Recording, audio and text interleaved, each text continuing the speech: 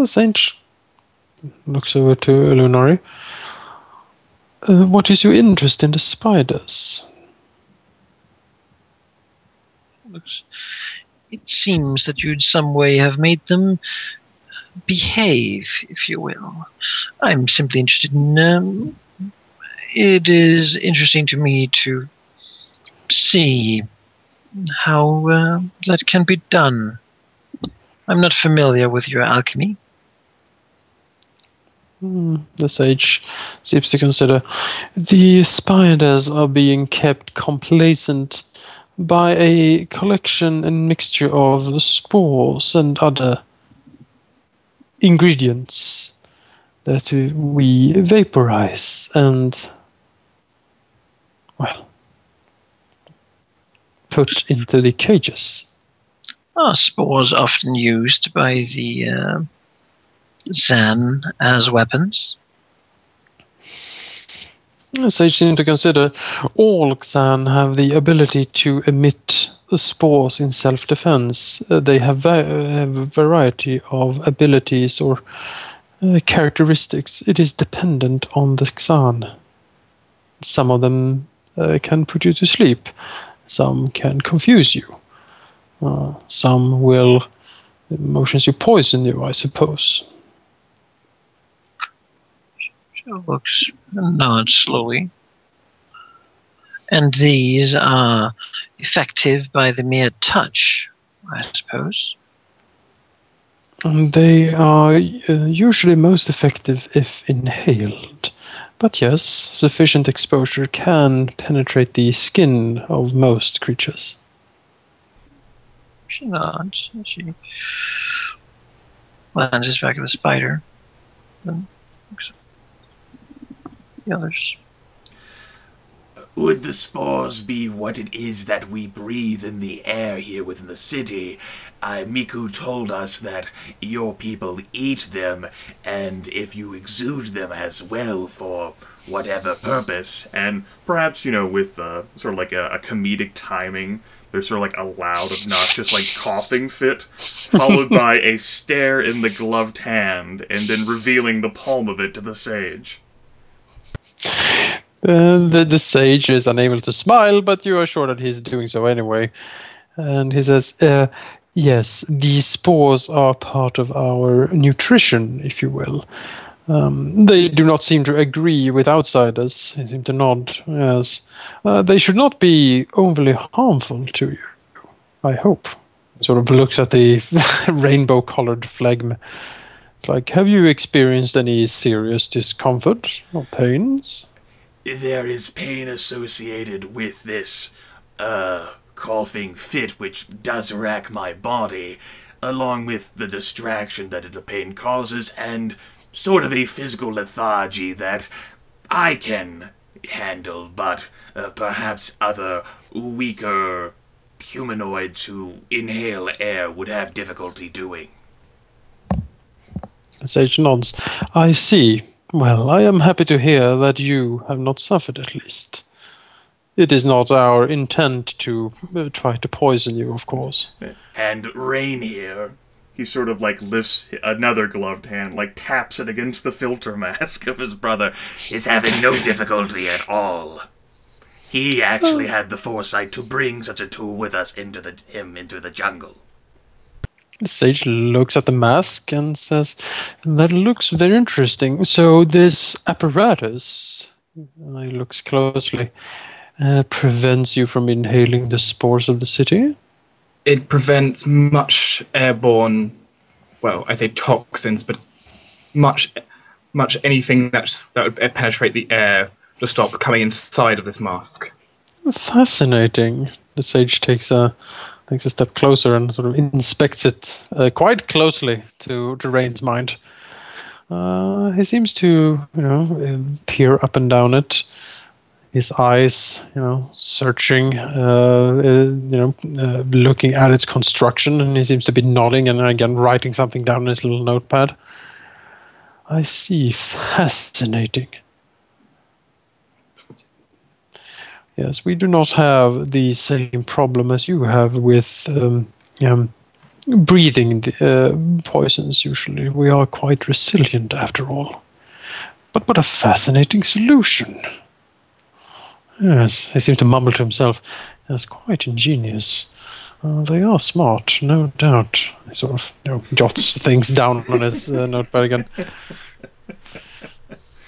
I say quite, my word. Oh, yes. These clever little primitives. Bro, not Quink. Would you take over? I know. Comes out from a cupboard. Yeah. Thessalonian culture, one is not quite... Also, he's a little bit drunk, because why not? He would also end up getting interrupted by coughing up, this. That's right. He's half mushroom now. Mm-hmm. Makes sense. No one ever appreciated his research, so he went to someone who did. He took it to the city of Xan instead. That's true. Very well. Do you perceive... Rilinid sort of wiggles his brows, trying to think of a word. It tastes like when you consume spores to sustain yourself, are there different flavors? How can you tell the difference between the spores you intake and exude? The sage considers. We do experience a difference in the spores. We are able to pick up subtle changes in their composition and immediately discern if it is edible or not. If it is consumed. If it is not, it is disposed of. He nods. Do you derive any pleasurable sensations from consuming spores? Are there different spores that give different sensations? The sage nods. Yes, certain compositions are more favorable to us than others. Certain members of the Xan people prefer a different mixture to others. I guess this would account for what you call taste. Seems to consider. I have never really understood the humanoid concept of taste. But it seemed to derive from... it seems to be searching for the word. From the... what is it called? Damn it. It seems to... that fleshy thing you have in your mouths. Yes, it is known as a tongue. He nods. Ah, yes, of course. Forgive me. It is used to derive taste as well, which can be rather pleasurable and enjoyable for us, but it also serves as encouragement because I can tell that... And then he presses his tongue against the non-rainbowy side of his glove. I can tell that this is not food, but by its taste I can also tell that it is also not a poison. The alchemist nods. So it acts as a warning system of sorts. Yes. Fascinating. He makes more notes. Not fascinating. To him, this is fascinating. He looks around. Well, you have certainly given me something to think about. It is not usual, as I've said, to have visitors here. Is there anything else you would wish to know of me? How do your people measure time?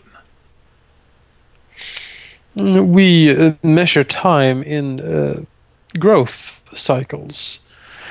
As such, the Xan people have existed for, he seems to think, 5,000 growth cycles.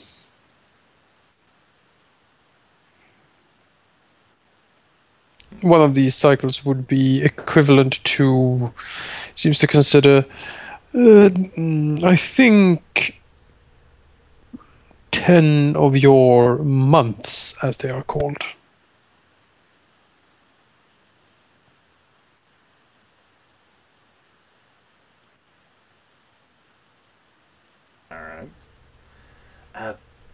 See, when my family first arrived in the jungle, we saw off in the far distance a looming mountain to the south. Could you tell us about it? He does some notations in his book. Yes, that is Mount Uranoth. It was called so by some. It seems to think they are dwarves, dark-skinned, such as you.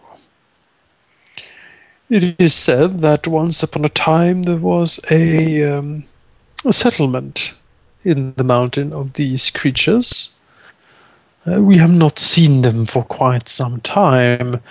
I do not know if it remains. There is also rumors that some form of creature lurks in the environments or the environs of said mountain, called simply the beasts of Mount Uranoth. We do not venture there.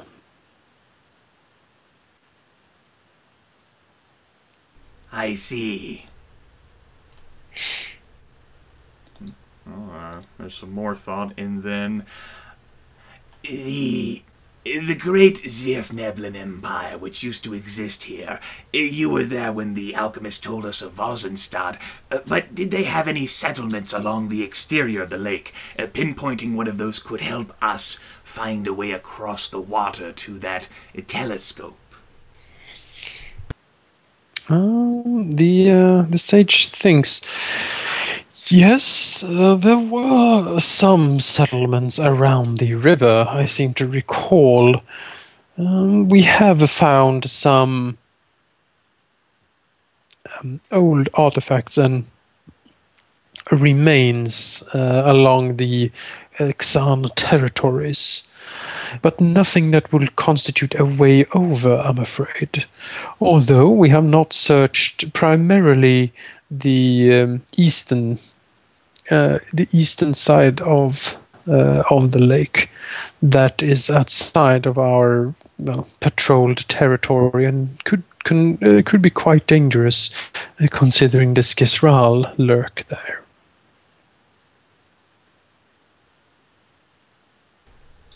All right. How do your people separate yourselves from each other, if at all? I know you're capable of communicating telepathically through your mind share with each other. Is that always on? And do you always hear everyone's thoughts in the city? Or can you close off that part of your mind? We can close off part of the song of our people, yes. Some do it because they seek solitude with their own thoughts. Some do it for other more nefarious reasons, although that is rare. Xan that leaves the city will find himself alone with his thoughts and not hear the song at all. Seems to think. This can be quite lonesome, I am told. I have not left the city for a prolonged period of time, and most of our people return at least once a week from patrols. He seems to consider completely bereft of the song. I am not sure what would happen. So it is regarded with suspicion. Do the Zan as a whole dislike those who separate themselves from the song and retreat to their own thoughts? The alchemist slowly shakes his head. Not usually. If someone were to close one off from the song, it would be strange and questions would be asked. It is not forbidden to do so, but we are fond of having the song as strong as possible. Too many closing themselves off would be sad for the people. It is customary at least to partake in it to some degree. A complete isolation seems to consider it is very rare.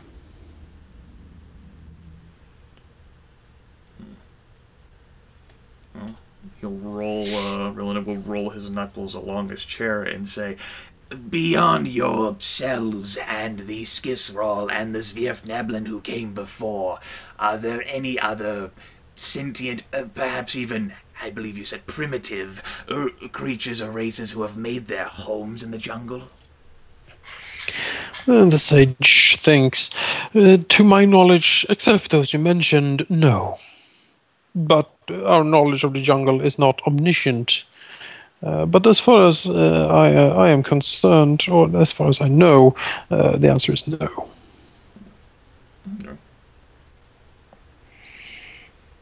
Rilinid looks to Rain, looks to Alauneari. Any questions from you two?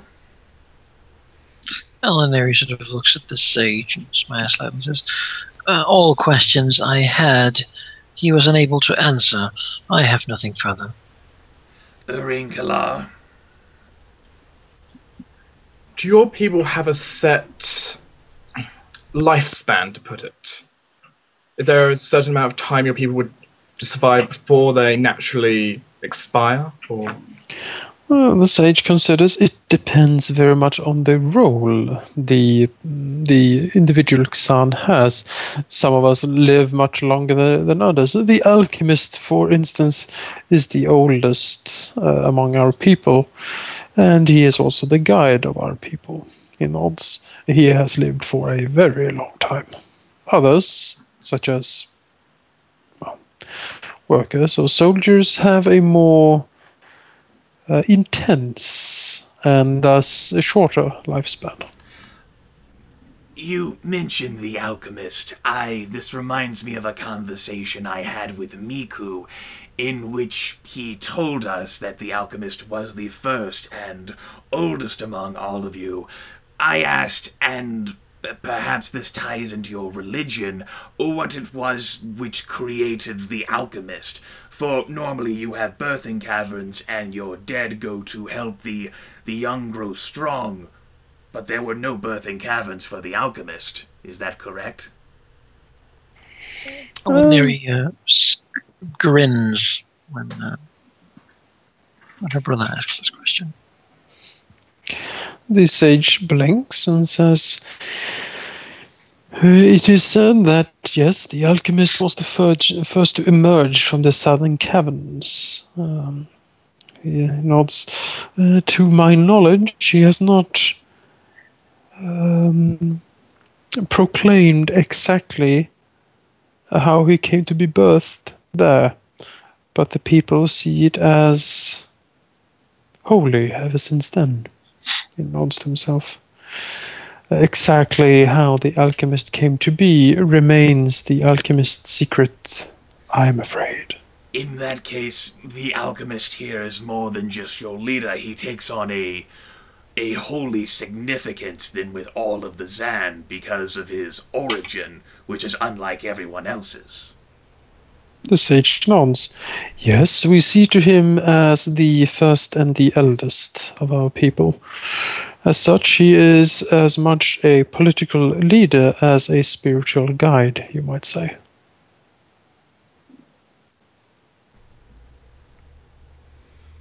Rilinid looks back at Rae'nkalar. I do not believe I have any other questions. In that case, I have only one last question, Sage. And it pertains to an interest, I believe, of really everyone in this room. Rilinid sort of quirks his head and sort of tilts it towards the suspended Skisral. What is it that separates the Zyn from the Skisral? Beyond the superficial, past the multiple eyes and the clicking mandibles, why are the Zyn at odds with them? The sage throws a glance over at the spiders and seems to almost sigh to himself.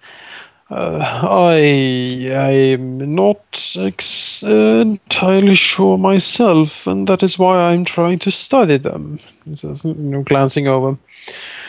The troubles with the Skisral, the war, if you will, has been going on for some time. We have established a truce of sorts with Xan keep to the western part of the jungle, and the Skisral roam the eastern part of the jungle. Exactly how the troubles began, he seems to think, I cannot really say. It was long ago. But we started noticing our people disappearing on patrols toward the eastern part of the jungle. We found out that they had fallen afoul of these creatures, killed or eaten, or some other nefarious plot involving them. We never got our dead back. He nods. A grave misfortune for our people. Rilinid lifts a brow. I had thought the Skisral ate only meat. Your body composition and that of the rest of the Zans suggest that you would not quite be as palatable. Yeah, he seems to think perhaps we only know that many of our people were lost on patrols in the Skisral area. And as I said, we never got back the dead. He seems to be concerned. The alchemist declared that any hostiles or anyone with a hostile intent towards the Xan people we should be met with force. And when we started to push these creatures back, well, I guess the war, as it were on. Rilinid does his head. So I imagine that you have had time to perhaps have more than just these two specimens. What have you gleaned from them? He looks over to the spiders. They are very intelligent. More so than one might think of their looks. They seem to have different castes, like the Xan. Certain of their kind are soldiers, certain kinds are hunters. And there are rumors, of course, of the leader of the Skisral people, the so-called White Spider, a priestess of sort, I think. I would have loved to investigate her further.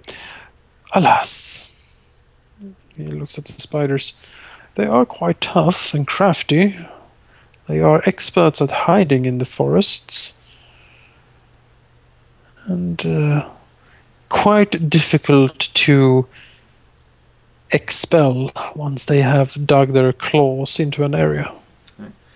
Rilinid will again nod his head at the sort of the containers. I imagine that you have attempted to ask them questions as well. What is it that they think of you, the Zan? The sage looks at them. They are regrettably very aggressive when I try to talk to them. They usually just string what I imagine are insults towards me. As such, not much. I imagine it would be difficult to commune with those who view themselves as prisoners entrapped, particularly if they think you will kill them. Sage might... he nods slowly. I suppose it is at that. Regrettably, I have no other option. Rilinid sort of starts rolling his shoulders in the uncomfortable chair. It is possible, then, that in our lengthy stay within the jungle, we might come across more reliable information for you regarding their culture, for as much as you're able to explore their physicality, you are unable to learn more about their mental state. He nods slowly. Any information you could gather, I would be happy to partake in, of course. To that end, Rilinid sort of frowns.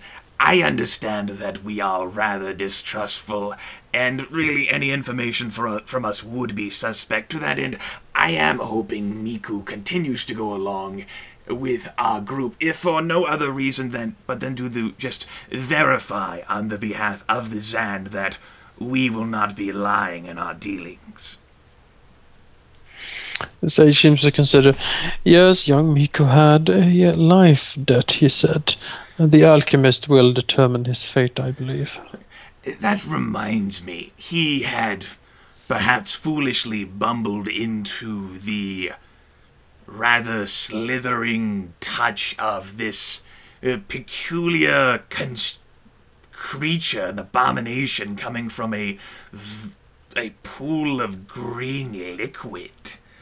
I'm sure that he has given information of his own about what his curiosity struck, but do you know more of such a thing? The sage considers no. Such patches seem to erupt at random in the jungle.